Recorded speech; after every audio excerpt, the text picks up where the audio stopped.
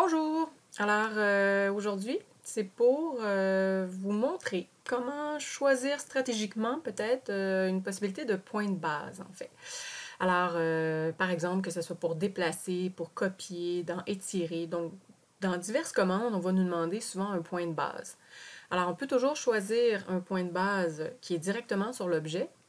Mais si, par exemple, on voudrait avoir une distance qui serait toujours récurrente dans notre copiage, par exemple, je pourrais donc décider d'avoir un point de base qui serait à une certaine distance, donc dans un prolongement peut-être de mon point, mais à une certaine distance donnée que je vais donc fixer. Alors, je vais faire la démonstration avec, par exemple, juste une ligne comme ça ici que je veux vouloir copier. Donc, je vais aller faire la commande copier. Alors, copier. Je vais copier cet objet-là. Et donc, j'ai fait Enter pour accepter la commande, ma sélection. Et donc, je dois maintenant spécifier mon point de base. Je pourrais donc décider soit ici, soit en plein centre, soit à l'autre extrémité.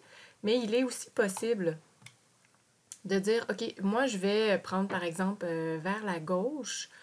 Moi, je veux avoir donc à chaque 1 pouce, en fait, un espace entre chaque. Fait que là, je vais donner une distance, je vais la déterminer.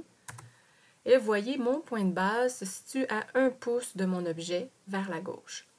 Donc, si je copie en référence par rapport à l'extrémité de mon autre objet, je vais donc toujours avoir 1 pouce entre le collage de mes lignes. Donc, par exemple, comme ça ici, le copiage.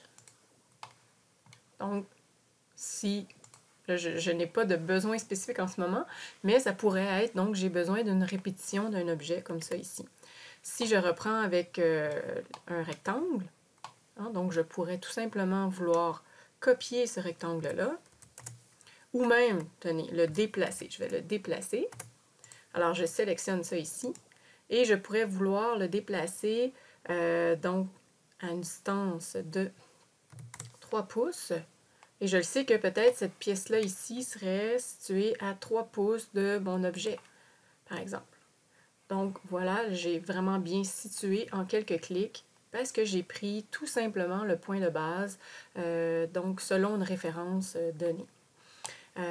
Donc si je reprends, mais avec la commande étirer, ici avec ce rectangle-là, alors pour la commande étirer, donc étirer E, je sélectionne mon objet. Alors, comme je veux, par exemple, je ne connais pas mes mesures. Hein, on ne connaît pas les mesures de ce rectangle-là.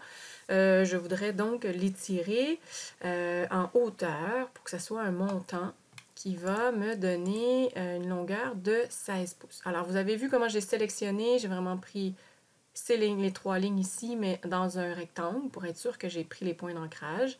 Je dis Enter. Alors, je vais donc spécifier un point d'ancrage selon cette référence-là ici, mais moi, je vais l'éloigner à, par exemple, si je veux 12 pouces de haut, non, 16 pouces, voilà. Je vais aller à 16 pouces, donc je spécifie une distance, pardon, par rapport à ma référence, donc 16. Et là, on voit que mon point de base est 16 pouces plus bas. Donc, quand je vais retrouver ma ligne, je suis certaine donc ma distance en hauteur de cette ligne-là à cette ligne-là, j'ai donc 16 pouces. Alors, si je vérifie, je vais donc vérifier avec ma commande de mesurer, donc dist, DI, et je vais tout simplement vérifier. J'ai bel et bien 16 pouces. Donc, si par exemple, je veux une pièce qui ferait seulement 3/4 de pouce, alors je reprends étirer, je sélectionne. Alors, je vais faire la même chose dans cette direction-là ici. Je viens chercher mon curseur sur le coin, mais je ne clique pas. Je vais seulement donc faire un prolongement et dire, alors 3/4 de pouce. Alors, si je le remets dans sa position originale, vous voyez la distance de mon curseur par rapport à mon coin droit de tantôt. Alors, quand je mets mon curseur sur l'autre ligne, je suis certaine d'avoir le 3/4 de pouce de largeur. Alors, si on revérifie, je devrais avoir maintenant un morceau qui fait 16, 3/4, excusez, en bas, et 16 ici. Alors voilà. Alors, j'espère que ça vous a aidé à éclaircir un peu par rapport à votre point de base avec un chiffre donné, donc qui est extérieur à l'objet.